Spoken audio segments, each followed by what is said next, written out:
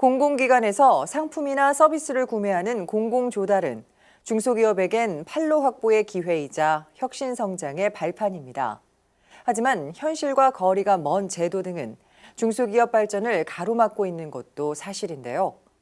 중소벤처기업부가 공공조달에 어려움을 겪는 중소기업을 만나 애로사항을 듣고 문제 해결에 적극적으로 나서겠다고 밝혔습니다.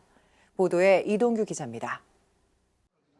지난 6일 오후 2시 서울 중소기업 DMC타워에서 공공시장 중소기업 경청 투어가 열렸습니다.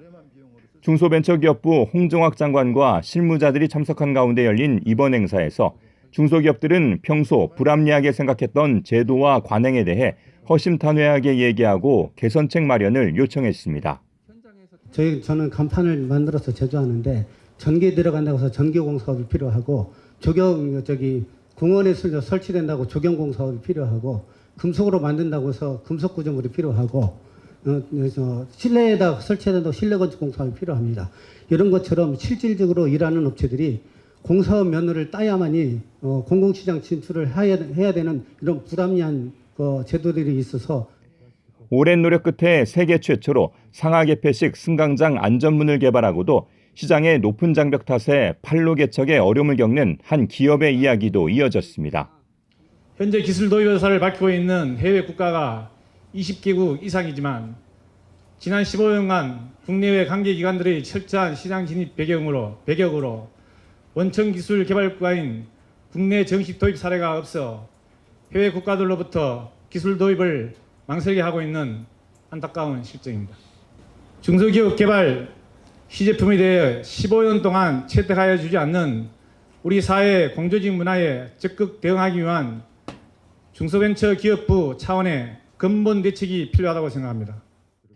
특히 이번 경청 투어에서는 직접 생산 확인 제도의 불합리성을 호소하고 제도 개선을 요구하는 목소리가 높았습니다.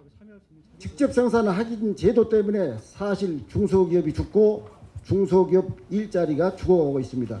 직접 생산 점검은 현장 생산 확인하는 것이 아니라 특별 세무조사하는 것처럼 회사 회계 당부를 엑셀로 제출하라고 하고 동종업체 것을 엑셀로 비교해가지고 하청 생산만 잡아내고 있습니다. 처벌받은 업체들을 사면해 주십시오. 현장 소통을 통해 다양한 사연을 접한 실무자들은 즉석에서 답변을 내놓으며 해결책 마련에 적극적인 모습을 보이기도 했습니다. 피치 못할 사정으로 어쩔 수 없이 한번 내가 일부를 하청을 줬다거나 이래가지고 적발이 되면 굉장히 억울은 하시겠지만 그런 경우에 저희들이 이제 지금 현재는 없지만 제도를 개선해서 예외 기준을 하나 만들려고 합니다. 예를 들어 납품이 일주일 앞에 다가왔는데 만들어 놓은 제품 창고에서 불이 나가지고 타버렸다든지 이런 불가항력적인 사유가 있을 수 있거든요. 그래서 이런 경우들은 저희들이 일부 다른 회사 제품을 대신 납품하거나 해도 예외 규정에 적용을 해서 저희 직생 기준으로 단속을 하지 않도록. 직접 메모까지 해가며 참석자들의 발언을 들은 홍정학 장관도 중소기업을 위태롭게 하는 기술 탈취는 반드시 뿌리 뽑겠다고 강조하며 여러 중소기업이 호소한 직접 생산 확인 제도에 대해서도 해결을 약속했습니다. 공공기관에서 기술 탈취하는 경우가 많은데요. 반드시 막겠습니다. 세상이 바뀌었습니다. 그런 공공기관들이 더 이상 민간의 창의력을 저해하는 그런 활동을 하지 않도록 하겠습니다. 직접 생산과 관련된 그 제재를 받으셔서 답답하시다고 그랬는데 그럴 경우에도 우리 국장님께 연락을 주시기 바랍니다. 그러면 저희가 합당한 사안이 있을 때는 반드시 해결을 해드리도록 하겠습니다. 홍 장관은 또 비합리적인 입찰 조건에 대해서도 가칭 공공입찰 특별위원회를 만들어 불합리한 사례를 찾아 조사하고 합리적으로 개선해 나가겠다고 밝혔습니다.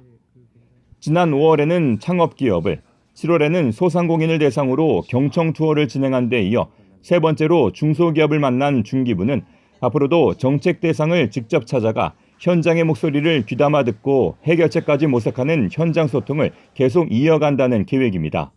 예스TV 뉴스 이동규입니다.